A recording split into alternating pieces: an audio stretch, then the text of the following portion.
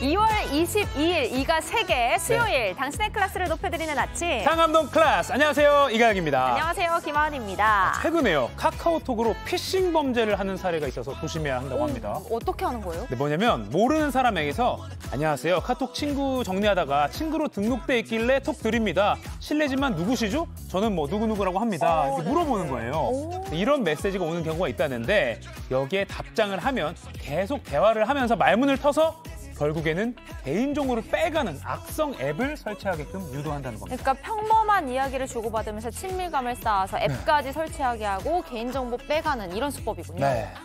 가급적 그런 낯선 사람에게서 온 카톡은 답장하면 되겠습니까? 안 되겠습니까? 안 되겠습니다. 맞습니다. 여러분 또 공식 앱스토어에서 내려받은 앱이 아니면 함부로 설치하면 안 되겠고요. 네, 꼭 기억하시고요. 자, 오늘 본방사수 인증사진 올려주신 분 추첨해서 매일매일 영화 관람권 드리고 있습니다. 어제자 당첨자 자막으로 지금 나가고 있죠?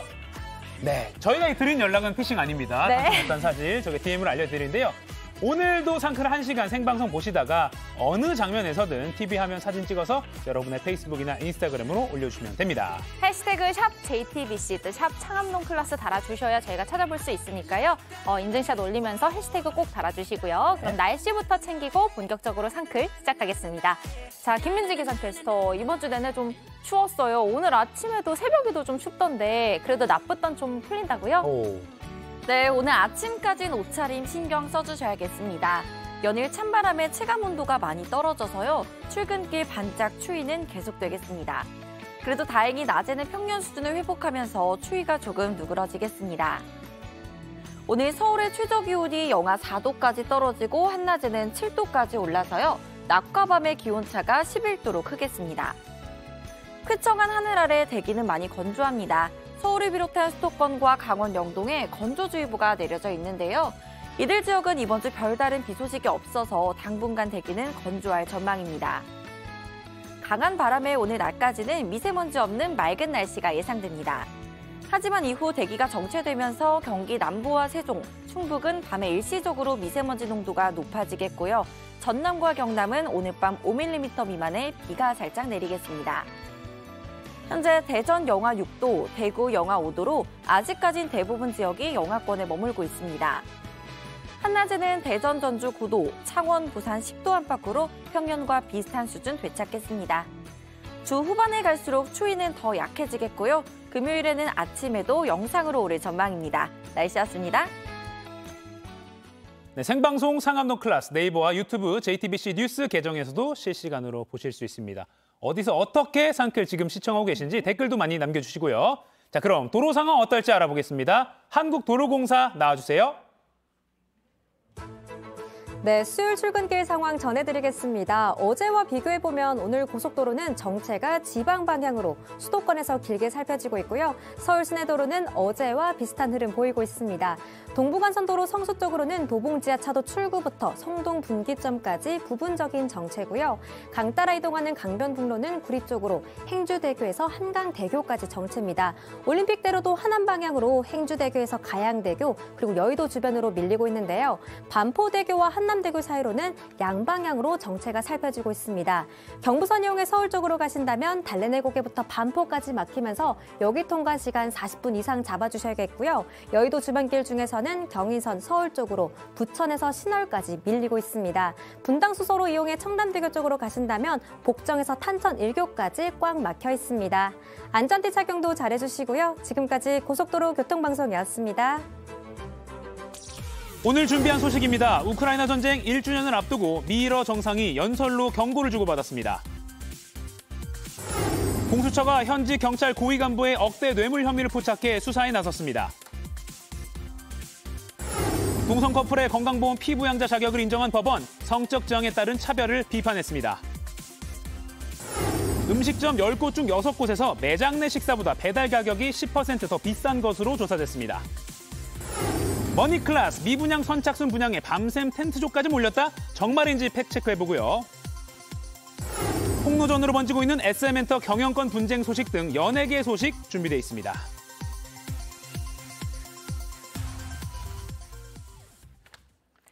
우크라이나 전쟁 1주년을 앞두고 미국과 러시아의 정상이 이번엔 무기가 아닌 연설로 맞붙었습니다.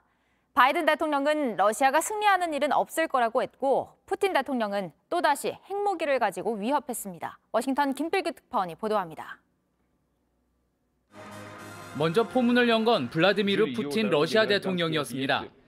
우크라이나 전쟁 후 첫 국정연설에 나와 침공의 정당성을 강조했습니다.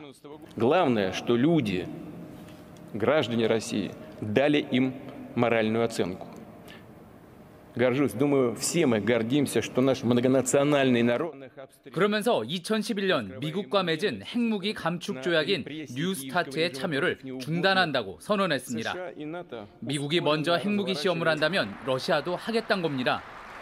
또 서방이 북대서양 조약 기구를 넓혀 러시아를 더 부여하지만 전장에서 러시아를 패배시킬 수 없을 거라고 주장했습니다. 같은 날 오후 바이든 대통령은 폴란드 바르샤바 연설을 통해 이를 반박했습니다. 서방은 러시아를 공격하거나 파괴할 계획이 없다고 했고 러시아가 전쟁에서 승리하는 일도 없을 거라고 했습니다. Brutality will never grind down the will of the free, and Ukraine will never be a victory for Russia. Never. 푸틴의 뉴스타트 중단 선언에 대해 토니 블링컨 미 국무장관은 유감스럽고 무책임한 일이라며 러시아가 실제 어떻게 할지 지켜보겠다고 경고했습니다. 일단 러시아 외무부는 미국이 긴장 완화를 위한 선의를 보이면 뒤집을 수도 있다며 하루 만에 한 발 물러서는 모습을 보였습니다. 미러 두 정상이 주고받은 말들에서 사태를 풀 여지가 좀처럼 보이지 않으면서 올 봄 러시아 대공세에 대한 긴장이 더 높아지고 있습니다. 워싱턴에서 JTBC 김필규입니다. 이렇게 미국과 러시아가 서로 대립하는 분위기와는 달리 중국은 러시아와의 협력을 더욱 강화하고 있습니다. 중국 외교사령탑인 왕이 공산당 중앙정치국 위원이 푸틴 대통령의 측근과 만났습니다. 굳건한 동맹관계를 강조한 왕 의원은 오늘 러시아 외무장관과도 만나 우크라이나 사태 해결 방안을 논의합니다. 유효한 기자입니다. 왕이 중국 공산당 정치국 위원 겸 외교부장이 러시아 모스크바에서 현지 시간 21일 푸틴 대통령의 측근을 만났습니다. 러시아 국가안보회의는 니콜라이 파트루셰프 서기가 왕위 위원과 회담 뒤 내놓은 성명에서 양국 관계의 강화 필요성을 강조했습니다. 파트루셰프 서기는 러시아와 중국을 봉쇄하기 위한 서방에 맞서 양국의 협력이 특히 중요하다고 강조하고 대만과 신장, 홍콩, 티벳 문제에 있어 확고하게 중국을 지지한다고 밝혔습니다. 왕 위원 역시 양국 관계는 성숙하고 굳건하다며 서로의 안전 보장을 위해 공동 조처를 해야 한다고 화답했습니다. 왕 위원은 현지 시간 22일엔 세르게이 라브로프 러시아 외무장관을 만납니다. 中方愿以此访为契机，同俄方一道，推动双边关系继续沿着两国元首确定的方向稳步前进。 维护双方的正当权益，为世界和平发挥积极作用。 이 자리에선 우크라이나 사태 해결 방안을 함께 논의할 거란 예상이 나옵니다. 한편 월스트리트저널은 왕 위원이 이번 방러 기간에 시진핑 중국 국가주석의 모스크바 방문 일정에 관해 논의할 가능성이 크다고 보도했습니다. 정상회담이 성사될 경우 시 주석은 푸틴 러시아 대통령에게 다자 평화를 촉구하고 핵무기 사용 반대 입장을 거듭 강조할 걸로 전해졌습니다. 시 주석의 방러 시점은 4월이나 5월 초로 예상됩니다. 다만 시 주석의 방러 논의는 아직 초기 단계여서 시기가 아직 확정되진 않았다고 소식통들은 전했습니다. JTBC 유요한입니다. 이재명 대표에 대한 체포동의 요구서가 어제 국회로 넘어왔습니다. 이 대표는 민주당 의원총회에서 마음의 빚을 언급하며 뜻을 모아줄 것을 호소했습니다. 체포동의안 부결에 반대하는 의원은 없었지만 내년 총선을 걱정하는 목소리는 일부 나왔습니다. 고석승 기자입니다. 정부가 이재명 대표에 대한 체포동의 요구서를 국회에 제출했습니다. 한동훈 법무부 장관을 거쳐 윤석열 대통령의 재가를 받았습니다.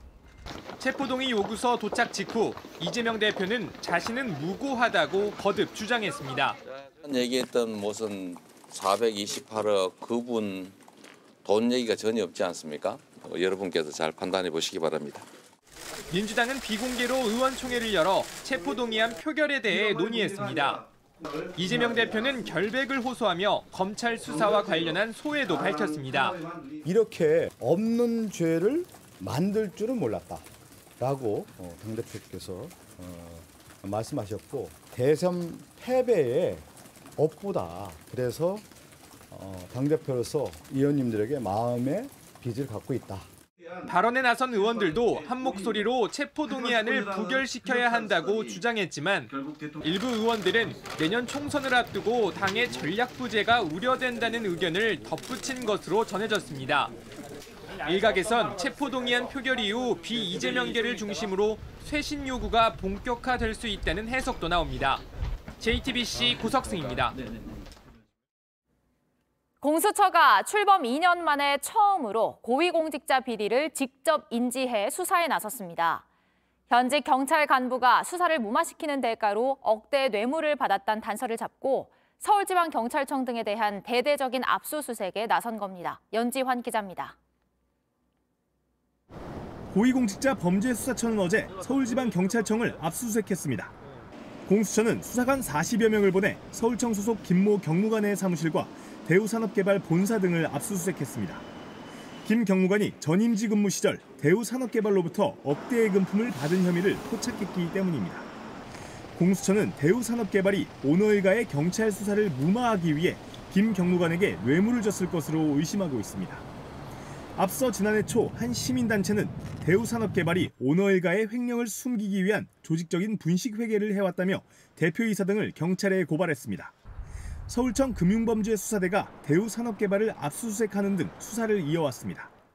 공수처 관계자는 올해 초 첩보를 입수한 뒤 자체 인지해 수사에 들어갔다며 서울청 간부가 직무와 관련해 금품을 수수한 의혹이라고 전했습니다. 취재진은 해당 경찰 간부에게 수차례 연락했지만 닿지 않았습니다. JTBC 연지환입니다. 오늘 새벽 4시 10분쯤 인천 삼산동의 한 물류창고에서 불이 났습니다. 건물과 창고에 보관 중이던 편의점 물품 등이 타면서 화염이 크게 치솟았지만 다행히 인근에 있던 주유소로 불이 번지지는 않았습니다. 소방당국은 차량 36대 등을 투입해 1시간 10분 만에 불을 끄고 현재 원인과 피해 규모를 조사하고 있습니다.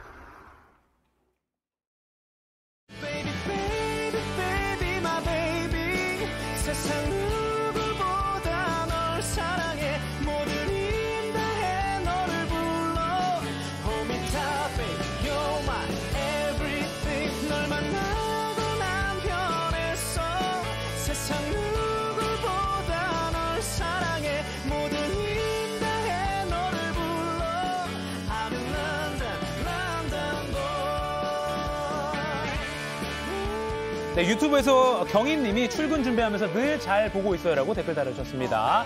자, 두 분 뽑아서 영화 관람권 드리는 생방송 인증샷 이벤트 계속하고 있습니다. 여러분의 인스타그램이나 페이스북에 이 방송 보시는 장면 샵 JTBC 샵 상암로 클래스 태그 달아서 올려주시면 됩니다. 네. 자, 오늘도 도시락이 쉬는 이주찬 기자가 이어가고요. 그리고 월드클래스 이용주 캐스터 나왔습니다. 안녕하세요. 안녕하세요. 안녕하세요. 반갑습니다. 네, 이주찬 기자가 그동안 마치 도시락 이슈 코너를 쭉 진행해 온 것처럼 아주 익숙해진 모습이에요. 맞습니다. 편안해졌습니다. 덕분에 저도 편안해졌습니다. 이 여유. 약간 긴장하신 것 같아요. 전혀 편안하지 않은데. 보고 있습니까, 이도성 기자. 네, 오늘도 동료들과 함께 나눌 만한 이슈들 좀 정리를 해주시죠. 도시락 열어볼까요? 네, 첫 번째 도시락 첫 번째 뭔가요? 도시락 열어보겠습니다. 자, 하나, 둘, 셋. 빠밤.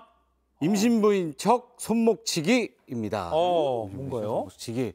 네, 지나가던 차에 일부러 부딪혀서 사고를 낸 뒤에 합의금을 뜯어낸 30대 여성이 경찰에 붙잡혔습니다. 약간 보험 사기 종종 이제 경찰에서 수사를 해서 보도를 해드리고 있는데 좀 자동차 보행자 사고 사기에 좀 약간 좀 새로운 또 진화된 형태인가요?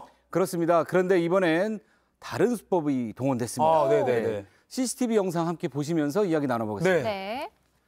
예, 먼저 전주입니다. 검은 옷을 입은 여성이 골목길에 서성이죠. 차가 다가오자 팔을 갖다 댑니다. 아이고. 표정이 일그러지죠. 손목을 털어댑니다. 일명 손목치기입니다. 놀란 여성 운전자가 차에서 내려 살핍니다.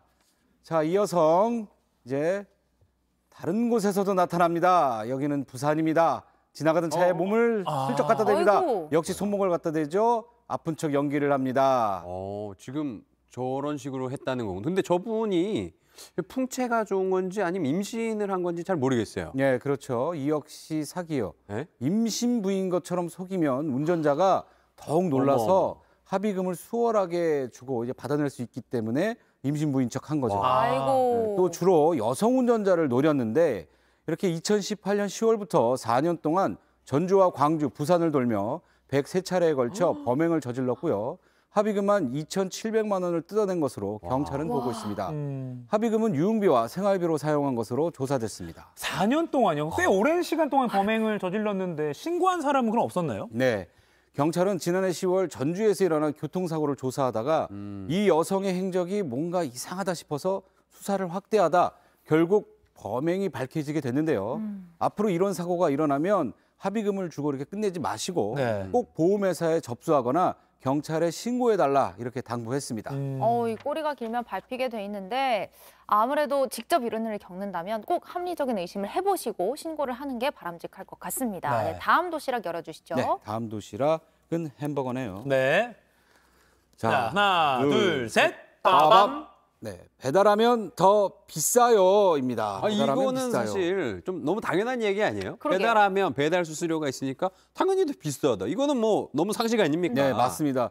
요즘에 이제 배달하면 배달 수수료가 있으니까 당연히 비싼 게 맞긴 한데 네네. 지금 제가 전해드릴 소식은 배달료, 배달 수수료 등을 빼고 그냥 음식값만 놓고 봤을 때 일부 음식점들이 매장에서 먹는 음식 가격보다 네. 배달 가격을 10% 정도 더 비싸게 받고 있다는 겁니다. 그러니까 배달 수수료 빼고요. 그러니까 상식적으로는 식당을 이용하지도 않고 그러니까 뭐 서빙하는 분의 인건비 그리고 뭐 집기류 같은 건 사용을 안 했기 때문에 더 싸야 할 것 같은데 그러게요. 배달 음식 값을 더 비싸게 받는다고요? 네. 빼고도 수수료를 빼고도. 네. 그렇습니다. 그러니까 어떤 프랜차이즈는 뭐 그 중국집 같은 데 가면 이런 데가 있죠. 음식을 포장해 가시면 1,000원 또는 음식값에 따라서 몇천 원 또 이렇게 할인해 드립니다. 네, 맞아요. 뭐 이렇게 쓰여 있는 데가 있는데 매장을 이용하지 않는 데 따른 비용을 빼주겠다 이런 개념인데 요즘에 이제 그런 곳을 찾아보기 힘들어졌다는 뜻이기도 합니다. 현장을 취재한 영상을 같이 보시면서 이야기 나눠보겠습니다. 네네.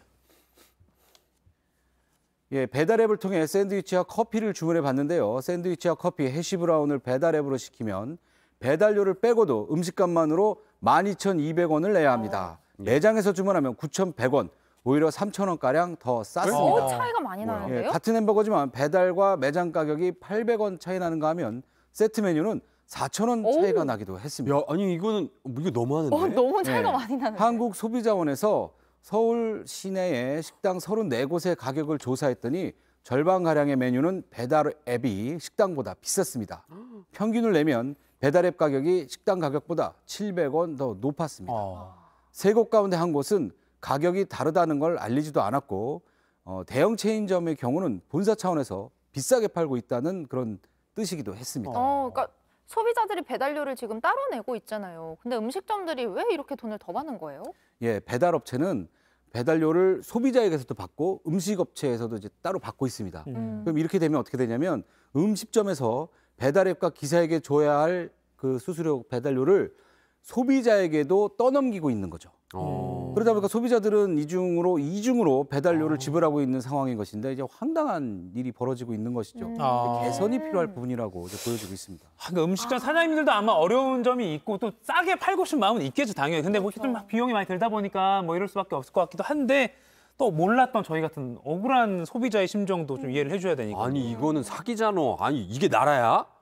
이건 너무 속인 거 아니에요? 이거는 소비자를. 뭐 자영업자나 뭐 영세업자 이런 분들이 뭐 힘들다고는 하는데 어쨌든 공지를 하고 뭐 이런 것들은 이제 소비자가 알고 있어야 되는 부분. 또 대형업체 같은 경우는 제도가 개선돼야 될 부분이 있는 것 같습니다. 네, 내릴 수 있는 부분 좀 내렸으면 좋겠어요. 네. 네. 다음 도시락도 좀 보여주시죠. 네, 마지막 도시락. 귀여운 곰돌이. 곰돌이 도시락.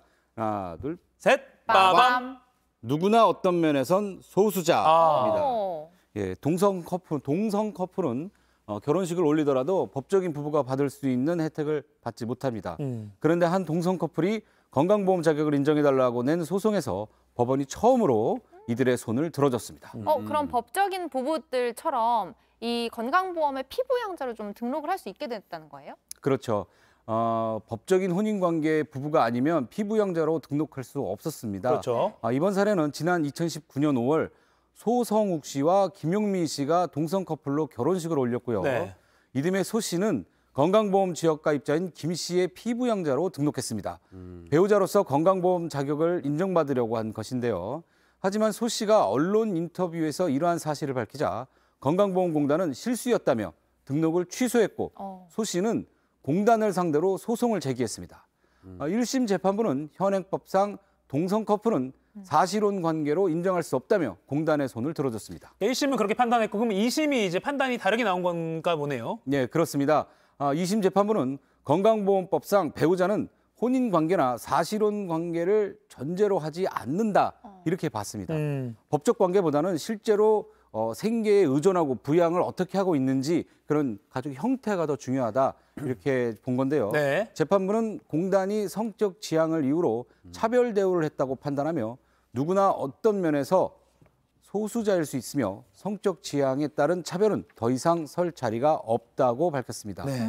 건강보험공단은 판결을 받아들일 수 없다며 3심에서 다퉈보겠다는 방침이고요. 그런데 일각에서는 동성혼에 대한 사회적 합의가 전혀 이루어지지 않은 상황에서 이런 판결이 너무 앞서갔다 이런 평가도 있고요. 서울고법은 이번 판결이 동성혼, 사실혼, 동성 배우자 등을 법적으로 인정한 것은 아니라며 조심스러운 입장을 내놨습니다. 네. 오늘 도시락 이슈 잘 들었슈. 네, 알겠습니다. 그럼 이제 월드 클래스로 넘어가 볼까요? 넘어가 보죠. 굿모닝 대한민국. 자, 튀르키예 강진이 발생한 지 2주 만인 현지 시간 20일 규모 6.3의 여진이 있었습니다. 이후 사망자가 하루 만에 1,000명이 넘게 증가했다고 튀르키예 재난관리국이 밝혔는데요.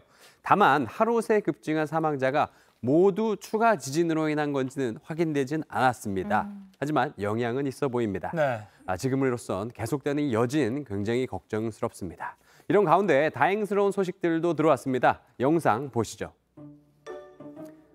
자, 이 심장마비가 올 것 같아요. 이 튀르키예 구조원 어깨 위에 고양이가 있습니다. 너무 귀여워서. 너무 귀여워서 심장마비 옵니다, 지금. 너무 귀여워, 진짜로. 이거 저 꼬리를 막 흔들고 지금 뽀뽀도 막 하고요, 지금. 애교란 애교는 지금 다 부리고 있습니다. 자, 이 고양이는 잔해 속에서 129시간 만에 구출된 고양이입니다. 이후 구조대원은 음식을 주면서 정성으로 돌봤는데요. 주인을 찾을 때까지만 고양이를 돌보려고 했지만 고양이는 그의 곁을 떠나지 않았습니다. 그럼 저 고양이는 어떻게 됐나요? 이 둘은 결국 가족이 됐습니다. 구조대원은 서로를 보듬어주면서 이 지진 트라우마를 극복할 것이라고 말했는데요. 둘의 이 다정한 모습을 포착한 사진과 영상은 소셜미디어를 통해서 전 세계로 퍼지면서 큰 화제를 모으고 있습니다. 부럽네요. 네. 자, 다음 영상 넘어가겠습니다. 자, 많이 본 영상이실 텐데요. 한 남성이 탯줄도 안 뗀 갓난아기를 안고 조심스럽게 이 발걸음을 옮기고 있습니다. 네네, 많이 봤어요, 저 구조 장면에. 예, 지난 6일 역시 지진 피해가 큰 시리아 북부의 무너진 건물 잔해 속에서 탯줄을 단 채 발견된 기적의 아이, 아야인데요. 엄마 아빠는 물론 언니, 오빠까지 한순간에 잃은 뒤에 세계 각지에선 입양 문의가 이어졌습니다. 근데 다행히 유일하게 남은 친척, 고모네 가족이 아야를 입양하기로 했습니다. 직접 들어보시죠. البنت عندنا كثير يعني ما ظل من أهلها غير هالطفلة هاي وهي راح تبقى ذكرى يعني عندي وعند عمتها وقرايبنا كلياتهم من الضيعة راح تبقى عند يعني ذكرى. 새 가족을 만난 아야는 숨진 엄마 이름을 따서 아프라라는 새 이름을 얻었습니다. 아프라 고생 많았고 행복한 새 출발 응원하겠습니다. 네. 자, 다음 소식 넘어가 볼까요? 방탄소년단 BTS 소식인데 이 대세 인증 제대로 했습니다.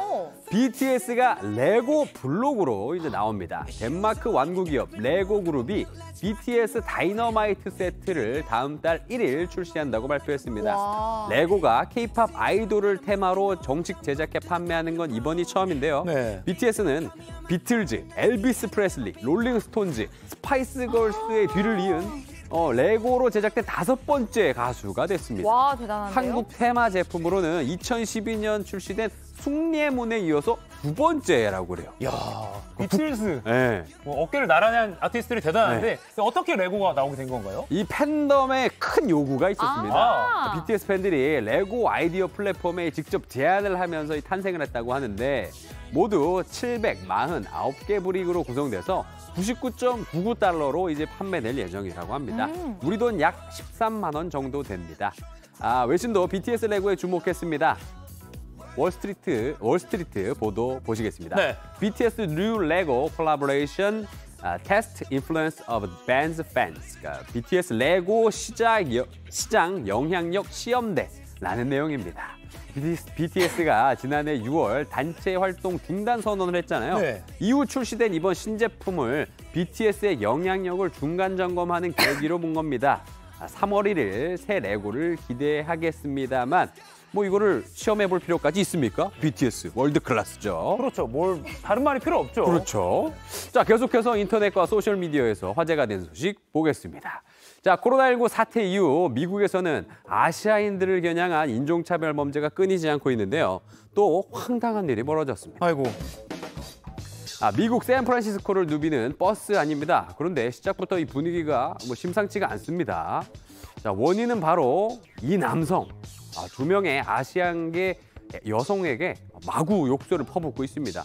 하는 거예요? 네, 이 여성들이 중국인이라고 생각했는지 중국 어쩌고 저쩌고 하면서 한참이나 원색적인 폭언을 막 쏟아냈다고 합니다. 아니 좁은 버스 안에서 어디 피할 데도 없고 제가 당사자면 진짜 무서웠을 것 같아요. 정말 무섭죠. 보다 못한 한 남성 승객이 나섰는데요. 그런데 이 제지를 당하니까 화가 났는지 가지고 있던 달걀을 집어던지고 버스에서 내렸습니다. 진짜 황당한 사건인데 달걀 맞으면 엄청 아프거든요, 저거. 그렇죠. 근데 지금 야구공 던지듯이 지금 메이저리그의 나라라서 그런가? 그런데 이 남성 행동은 여기서 끝이 아니었습니다. 인도에 나가서도 버스 창문으로 지금 계속 달걀을 던지고 있어요. 지금 저렇게 나가서 던지네요. 네, 지금 굽는 사람도 있는데 저렇게 먹는 달걀을 막 던지고 지금 못 쓸 행동을 하고 있습니다. 정말 기가 찰 노릇입니다. 그래도 이렇게 영상으로 증거가 딱 남았으니까 벌 받을 수 있겠죠? 받아야죠. 이 상황을 담은 영상은 당시 피해를 입은 아시아계 여성 중 한 명이 촬영한 건데요. 소셜미디어에서 퍼져나가자 경찰이 사건 조사에 나섰습니다.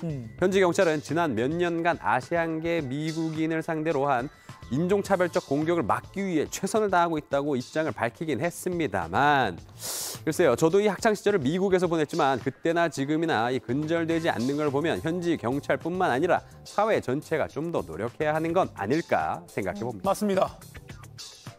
자, 이번에 인도의 서벵골 지역으로 가보겠습니다. 마을 상점가인데요. 여기도 분위기 좀 심상치 않죠. 네. 대체 뭘 봤는지 사람들이 막 우왕좌왕하고 막 도망가려고 하는데 그 순간 나타난 주인공 보여드리죠. 뭐가 나타나는 거죠? 지금 너무 저 사람들 지금 도망가려고 하고 있는데 주인공 빠밤 오토바이 쓰러뜨리고 발로 자전거 차고 사람도 막 다칠 뻔하면서 지금 주인공 코끼리 등장을 했습니다. 아니 왜 저렇게 뿔이 났을까요? 저등치에 말리지도 못하고 난리네, 난리. 그렇죠. 지금 막 거리를 누비고 다니면서 사람들을 막 혼비백산하게 만들고 위협을 막 가하고 있는데요. 네, 인근 숲에 사는 야생 코끼리인데 음식 냄새에 이끌려서 마을까지 근접한 것으로 보입니다. 원래 이 서벵골 지역은 아시아 코끼리가 800마리나 살고 있거든요. 코끼리한테는 넓은 숲이 필요한데 인구 증가와 도로 개설 등으로 자꾸 숲이 사라지면서 마을 주민과 충돌이 갈수록 심해지고 있습니다. 이 환경 보존이냐 개발이냐 끝나지 않는 이 선택의 문제. 코끼리 난동에도 이게 끼어 있었군요. 그렇죠. 코끼리도 피해자라고 볼 수 있겠죠. 그래서 인도 정부도 나름 이 주민을 위해서 다양한 조치를 마련하고 있다고 합니다. 야생 코끼리에게 위치 추정용 목걸이를 걸어주고 코끼리가 마을에 근접하면 주민들에게 대피 지시를 내린다 그래요. 네. 근데 이 코끼리가 엄청 많아요. 전 세계 아시아 코끼리 개체수 5만 마리 가운데 약 70%가 여기 인도에 삽니다. 해마다 약 400명이 이처럼 이 코끼리와의 예상치 못한 충돌로 목숨을 잃기까지 한다는데 참 안타깝지만 인간의 잘못에서 비롯된 비극이라는 생각이 계속 드는 건 왜인지 모르겠습니다. 지금까지 월드클래스였습니다.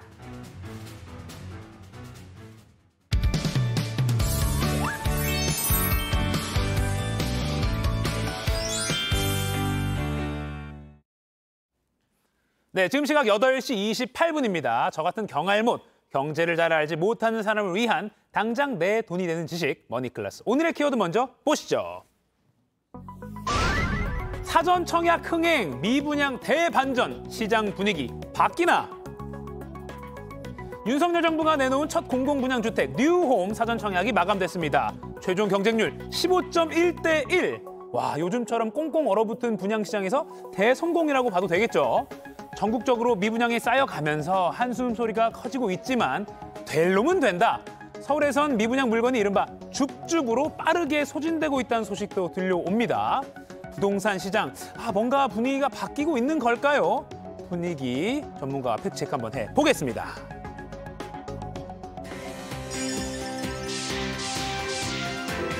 김인만 부동산 연구소장과 함께 부동산 완전 정복해 보겠습니다. 안녕하세요. 안녕하세요. 자, 일단 저희가 지난주에 공공분양주택 뉴홈 요 소식을 다뤘는데 네네. 특별 공급에 이어서 일반 공급 경쟁률도 뭐 높게 나왔네요. 네. 평균 15대 1이 나왔습니다. 네. 요즘 분위기에 15대 1이 웬 거냐.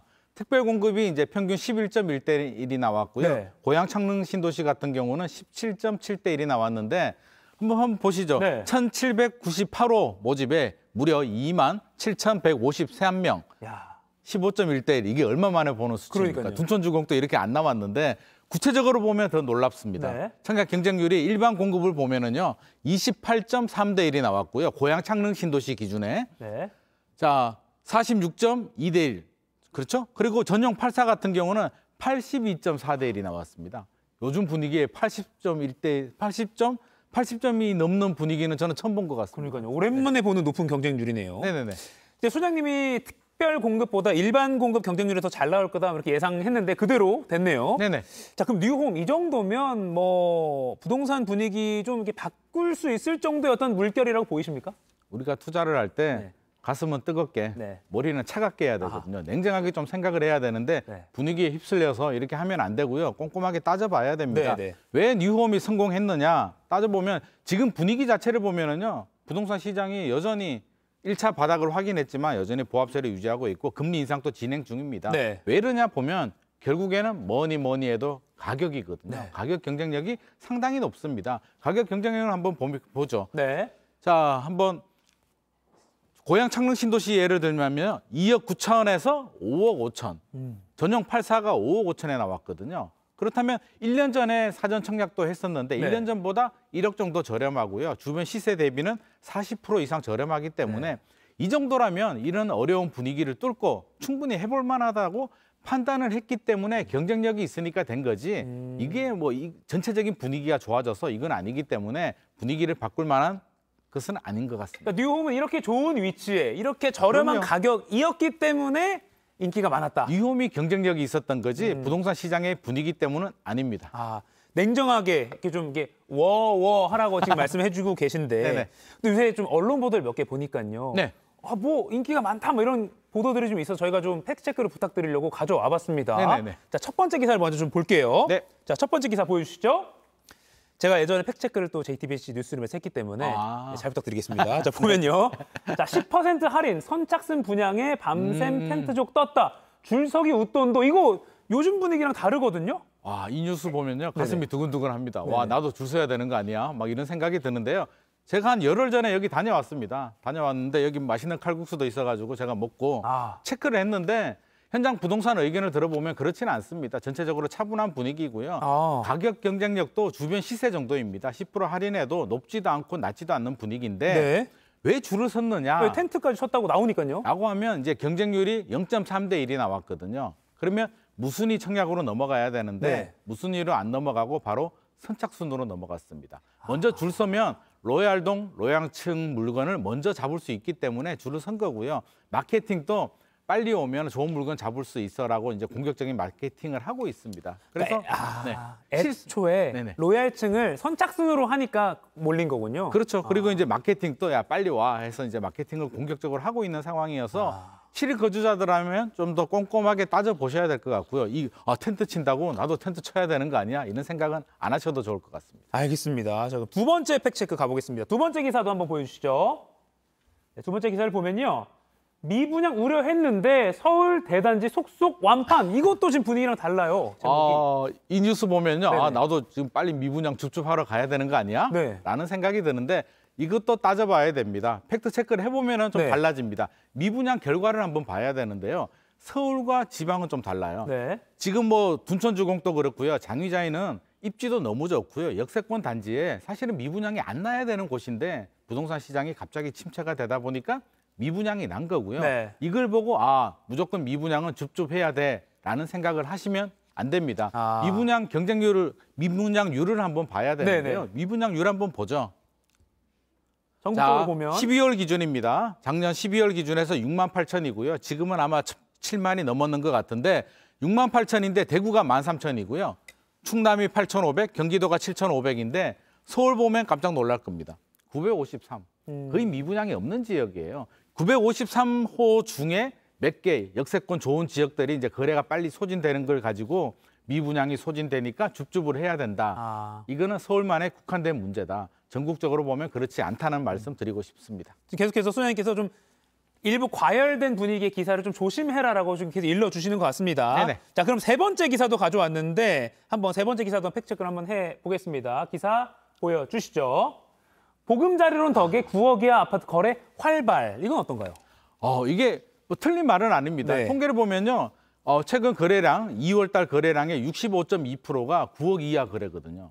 9억 이하면 보금자리 득택으로 늘어난 거 아니야라고 하는데 네. 이것도 팩트 체크해 보면 또 달라집니다. 네. 자, 2월 16일까지 서울 아파트 거래량인데요. 342건 중에 223건이 9억 원 이하 아파트인데 통계를 보면 65.2%가 맞는데요. 네네. 이 숫자 자체가 서울의 아파트가 180만 호가 넘거든요. 네. 어차피 거래가 굉장히 안 되는 상황에서 200개, 300개가 큰 의미 없는 숫자고요. 추이를 한번 보죠.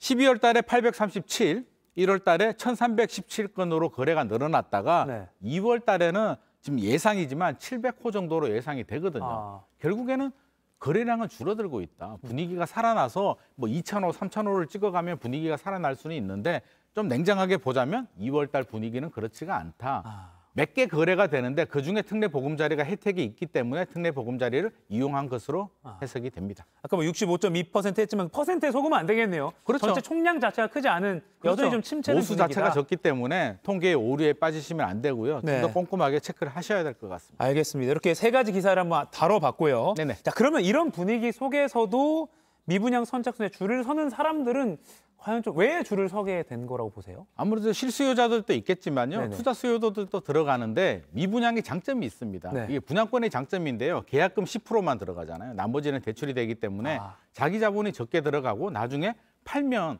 그 100% 분양가 가격의 상승분을 내가 수익으로 가져갈 수 있기 때문에 굉장히 좋은 투자 방법이 될 수도 있지만 네. 부동산 시장이 상승기 때는 잘 팔리겠죠. 근데 지금 분위기가 상승기가 아니고 네. 오히려 하락기라고 하면 안 팔리게 되면 결국에는 내가 100%를 다 책임을 져야 됩니다. 이게 네. 10%에 속으면 안 되고요. 결국에는 내가 100%로 다 소화를 해야 되기 때문에 10%만 막 그렇게 유도를 하는 거죠. 10% 투자하면 쉽게 할 수 있으니까 여러 개 해도 돼라고 유도를 하지만 그런데 넘어가시면 안 될 것 같습니다. 그리고 이번에 분양제도 뭐 개편안이 뭐가 나왔잖아요. 네네. 그 관련해서도 좀 엮여서 설명 좀 맞습니다. 해주시죠. 네네. 왜 이렇게 또 10%만 가지고 되는 건 아니고요. 네. 혜택이 있습니다. 분양권 전매 제한. 분양권을 사고 팔 수 있게 됐다는 거죠. 네. 계약금 10%만 내면 분양권을 사고 팔 수 있기 때문에 투자 수요가 많이 들어온 거고요. 무슨이 청약되죠? 거주 요건 필요 없습니다. 예전에는 해당 지역 거주자만 됐는데 이제는 모두가 다 가능하고 네. 이런 혜택들이 그렇죠? 그리고 무주택 요건 또 폐지. 집 있는 사람들도 줍줍할 수 있기 때문에 10%만 내고 나는 줍줍할래. 나중에 팔면 돈 벌 수 있겠다라는 판단이 서니까 이제 일부 유입이 되는 거예요. 그래서 이런 점이 있는데 그래도 저는 지금 시장 분위기가 상승기라면 괜찮겠지만 지금 금리도 올라가고요. 모르는 상황이기 때문에 자칫 잘못하면 물릴 수도 있겠다. 100% 내가 책임져야 될 수도 있다는 점은 생각하셔야 될 것 같습니다.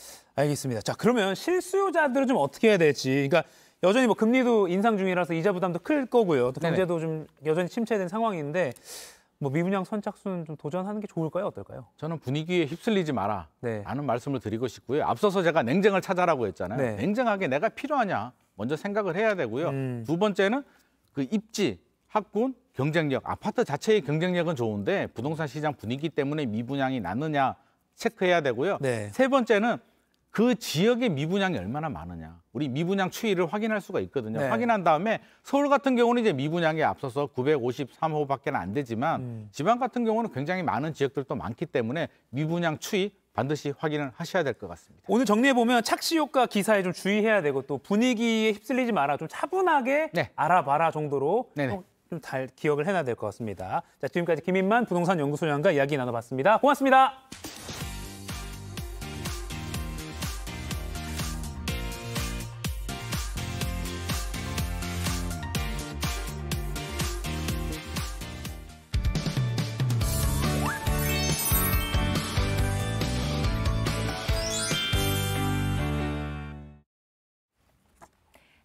라이프 시간입니다. 매주 수요일 연예계 뜨거운 이슈 정리해드립니다. 오늘 JTBC 엔터뉴스팀 황소영 기자 만나보겠습니다. 안녕하세요. 안녕하세요. 자, 첫 번째 소식 준비된 영상으로 먼저 만나볼까요? 예. SM과 하이브 양사는 국내 엔터테인먼트 업계를 선도하는 대형 기획사입니다. 두 회사가 합쳐진다면 전체 시장 매출의 66%가량을 차지하는 독과점적 지위를 가지게 될 것입니다. 무엇보다 독과점으로 가장 큰 피해를 겪는 것은 결국 K-팝 팬분들입니다. 자, 첫 번째 키워드 SM 내분 점입 가경. 자, 경영점 분쟁을 겪고 있는데 워낙에 산업적으로도 큰 이슈고 또 전 세계 팬들이 주목하고 있는 이슈여서 이게 좀 중요하다고 판단됩니다. 네. 자, SM 엔터테인먼트가 하이브의 공개 매수에 반대를 하면서 여론전을 펼치고 있어요. 네, 방금 전에 보신 영상과 함께 이제 SM 측이 기업 공시 자료를 지난 20일에 동시에 발표를 했습니다. SM 경영진은 하이브가 회사를 인수하게 되면 SM 소속 아티스트는 하이브 소속 아티스트에 밀려날 수 있다고 주장을 했고요. SM만의 색깔이 사라지면서 기업 가치도 떨어질 거라고 지적을 했습니다. 네. 그러면서 SM이 현 경영 체제를 유지하면 하이브가 제안한 공개 매수 가격 12만 원보다 주가가 더 높아질 거라고 주장을 했는데요.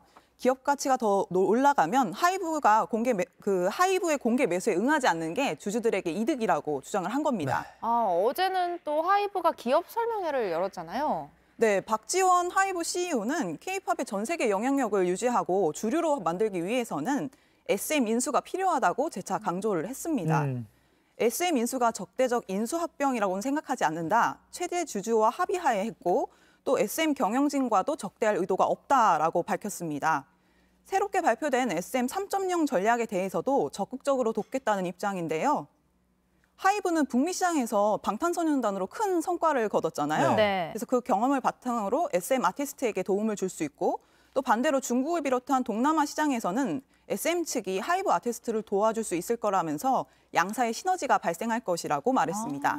그러니까 SM은 지금 현 경영 체제로 나아가야 SM 아티스트들도 잘 나갈 수 있고 주가도 오를 거야 이렇게 말하고 있고 그에 반격해서 반대로? 하이브는 아니야 우리가 해야 더 글로벌로 뻗어나갈 수 있어. 서로 지금 막 좀 여론전을 펼치고 있는데 그리고 앞서 이성수 SM 공동대표가 이수만 씨의 탈세 의혹을 또 폭로하면서 뭔가 좀 경영권 분쟁이 진흙탕 싸움으로 번지는 모양새예요. 네, 지난 17일 이성수 SM 공동대표가 이수만 SM 전 총괄 프로듀서의 역외 탈세 의혹을 주장을 했습니다.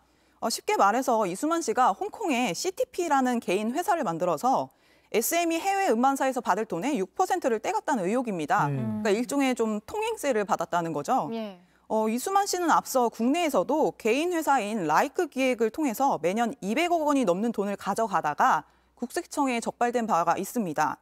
그래서 이번에도 CTP를 거치면서 계약 구조가 기형적으로 바뀌었다라며 역외 탈세가 아닌가 하는 의문이 든다고 주장을 한 겁니다. 근데 또 일각에서는 이 이성수 대표가 이수만 씨의 탈세 의혹을 제기하면서 이제 비판을 하는 게 자기 모순이다 이렇게 주장하는 입장도 있더라고요. 네, 지난해 한 유튜브 채널에 출연을 해서 이성수 공동대표가 이수만 씨에게 지급하는 6% 로열티에 대해서 우호적인 입장을 발표한 적이 있습니다.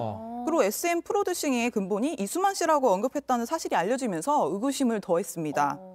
그간 이수만 씨의 행동을 묵인하고 또 동조했다고 볼 수 있는 이성수 대표의 태도가 좀 이중적이라는 비판이 있었던 건데요. 네. 사실 이성수 공동대표는 소위 이수만 친위대라고 불리는 처족합니다.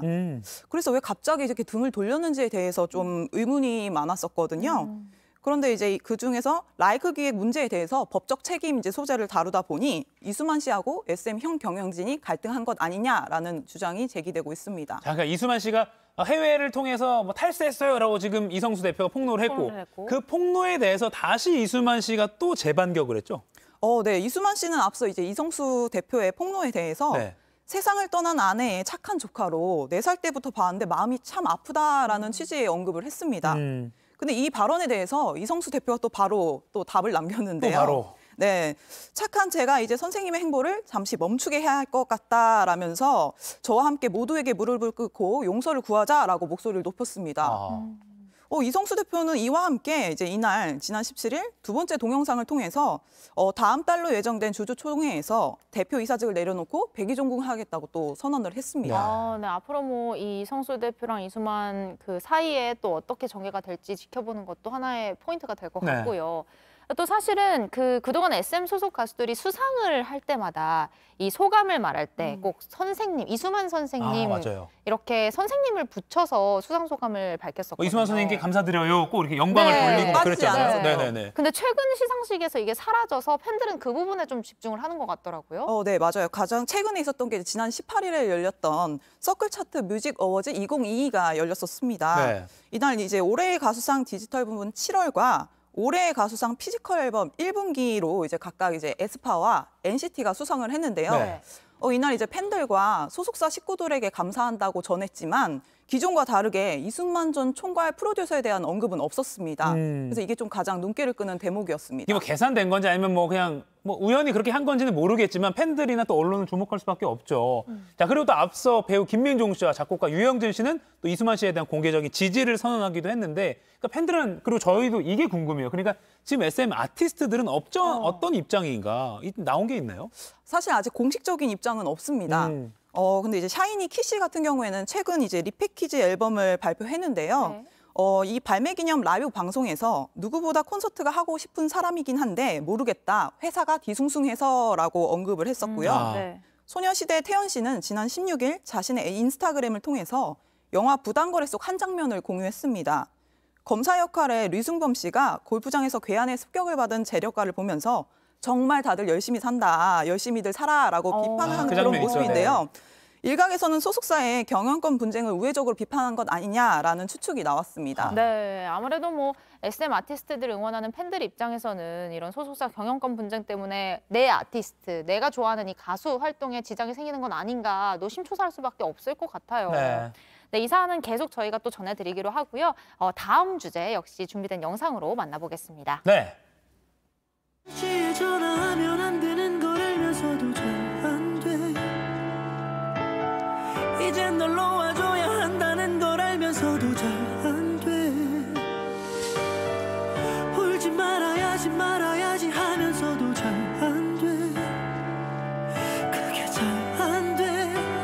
다시 돌아와줘 잘할게. Oh baby yeah. 자, 두 번째 키워드 이승기, 넓은 아량으로 지켜봐 달라. 자, 가수 겸 배우 이승기 씨가 그 배우 이다인 씨와 결혼을 발표한 뒤에 좀 뭔가 부정적인 여론이 많이 나오는 것 같아요. 네, 이다인 씨 부모가 이제 과거에 주가 조작 등 이제 경제 범죄에 연루된 의혹이 있습니다. 그래서 이것과 관련돼서 다시금 온라인상에서 퍼지면서 비판이 이어진 겁니다. 이 견미리 씨 아시죠? 네네. 네, 배우 견미리 씨가 이다인 씨의 어머니이자 이제 이승기 씨의 예비 장모님입니다. 네, 근데 이제 견미리 씨의 남편 A 씨는 2011년 자본시장법 위반 혐의로 징역 3년을 선고받고 복역한 바가 있습니다. 그리고 또 2016년에 주가 조작 혐의로 재판을 받다 2심에서 무죄를 선고받은 바 있는데요. 이 부분은 대한민국 대표 다단계 사기죠. 제2유 사건과도 연관이 있습니다. 견미리 씨는 제2유 최고 등급인 이제 화장품 숍을 차려서 납품하는 등 적극적으로 활동을 했었는데요. 경영진과의 만찬, 공식 행사 진행 등 직접 얼굴을 내밀고 활동을 했었기 때문에 견미리 씨를 믿고 투자한 피해자들도 많았습니다. 그렇게 뭐 그동안 자신을 둘러싼 논란이 이어져 왔는데 지금까지는 사실 견미리 씨가 침묵을 지켜왔거든요. 근데 또 최근에 직접 입장을 밝혔다고요? 네, 13년 만에 인터뷰에 응했습니다. 13년 만에. 사실 이 사건에 대해서 입을 뗀 것도 이번이 처음인데요. 피해자만 30만 명 이상으로 자살한 피해자도 발생했다는 그 루보의 주가 조작 사건과는 전혀 관련이 없고 다단계 사기 사건에 대해서도 본인 역시 피해자라고 강조를 했습니다. 또 현재 살고 있는 한남동 주택이 범죄 수익으로 마련을 됐다. 그 돈으로 죄책감 없이 호의호식하고 있다는 보도도 전혀 사실이 아니라면서 30여 년간 배우 활동으로 발생한 소득이라고 주장을 했습니다. 그러면서 이렇게 미운 털 박힌 이미지가 오래갈 줄 몰랐다. 그 여파가 승기에게까지 미친다는 게 너무 미안하다고 덧붙였습니다. 견미리 씨 측은 일일이 열거하기 어려운 사실과 다른 왜곡, 그리고 과장된 내용의 허위 기사 등에 대해서 정중히 정정을 요청한다라고 밝히면서 시정되지 않을 경우에는 법적 대응을 시사했습니다. 네, 그러니까 이게 받아들이는 사람 입장에서는 사과를 할 줄 알았는데 뭐 강하게 나오네라고 할 수도 있고, 아니면 또 그 사실관계가 정확히 모르는 견미리 씨 입장에서는 또 그렇게 대응을 할 수 있겠죠. 그렇죠. 그런데 이제 어쨌든 분위기가 조금 더 좀 삭막해지는 분위기가 되다 보니까 이승기 씨가 이런 분위기 좀 달래서일까인지는 모르겠지만 자신의 소셜미디어를 통해 또 팬들에게 또 편지를 남겼다고요. 네, 팬들한테 당부의 메시지를 당부의 남겼습니다. 예비사위 이승기 씨는 이제 지난 18일 자신의 인스타그램 스토리에 존경하고 사랑하는 아이렌이라고 이제 팬들을 향해서 편지를 남겼는데요. 네. 제가 표현이 좀 서툰 사람이라서 여러분께 진심 어린 표현을 못했던 것 같다. 어떠한 순간에도 끊임없는 믿음과 사랑을 해준 팬들에게 가슴 깊이 존경과 사랑을 전하고 싶다라고 남겼습니다. 그러면서 여러분들의 사랑으로 이 자리까지 올 수 있었고 베풀어준 사랑이 헛되지 않도록 앞으로 팬 여러분을 지키겠다. 넓은 아량으로 지켜봐달라라고 덧붙였습니다. 네. 네. 이승기 씨 결혼이 4월 7일이죠? 네, 두 분이 이제 곧 결혼을 합니다. 네, 서울 강남에서 한다고 하는데 사실 결혼 앞두고 막 바쁘고 뭐 이럴 텐데 약간 여론까지 이렇게 신경 써야 되다 보니까 뭔가 상황이 좀 많이 복잡해진 것 같습니다. 어쨌든 강경한 입장의 예비 장모 견미리 씨 그리고 또 팬들을 향해서 이렇게 소셜미디어를 통해서 당부의 메시지를 또 보낸 이승기 씨 두 사람이 어떻게 좀 앞으로 이 부정적 여론을 좀 긍정적 여론을 바꾸게 될지도 좀 지켜봐야 될 것 같습니다. 네. 황소영 기자랑 나눌 이야기가 좀 더 남아 있습니다. 요새 오늘. 2교시 때 하는 연애가 이야기가 더 재밌다는 사람들도 있어요. 비하인드 스토리도 많고 네. 좀 여기서는 미처 다 전해드리지 못했던 것들. 네. 특히 오늘 배우 송중기 씨 또 전도연 씨 관련해서 소식 전해드릴 테니까요. 여러분 잠시만 기다려주시고 또 황 기자님도 잠시만 기다려주시면 감사하겠습니다. 고맙습니다. 네, 감사합니다.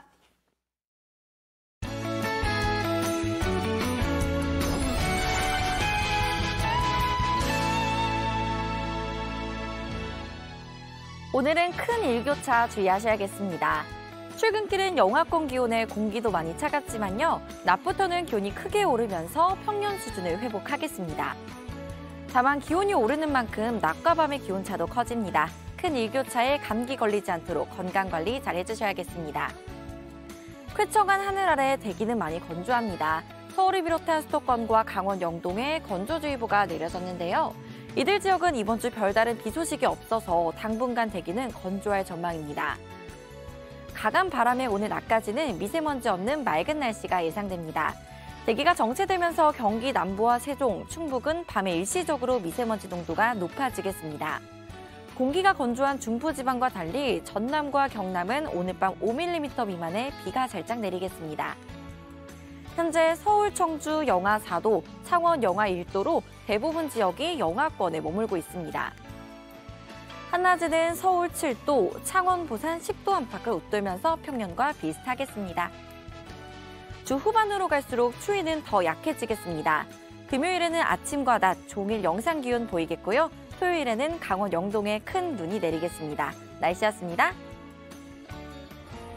네, 끝으로 참고할 만한 소식 전해드리면요. 오늘 일본 도쿄와 오사카에서 일본 우익단체들이 독도 탈환을 주장하는 시위가 이뤄질 예정이라서요. 네. 혹시 모를 신변 위협에 유의하라고 주 일본 한국 대사관이 안내했습니다. 이 지역에 살고 계시거나 특히 또 일본 여행 요즘 많이 가시잖아요. 네, 많이 가시죠. 여행객들 참고하시길 바랍니다. 네, 그리고 매주 월수금은 본방송 끝나고 곧바로 유튜브 방송 상클 2교시가 이어지는 날입니다.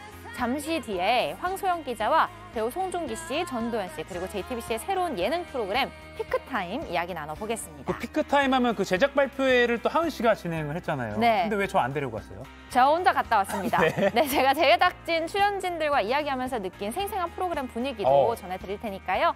지금 화면에 보이는 QR코드 찍고 유튜브 JTBC 뉴스 계정으로 많이 들어와 주세요. 네, 그럼 본방송은 여기서 마치겠습니다. 유튜브에서 만나 뵙기로 하고요. 여러분, 오늘도 상클하세요. 이교시에서 만나요.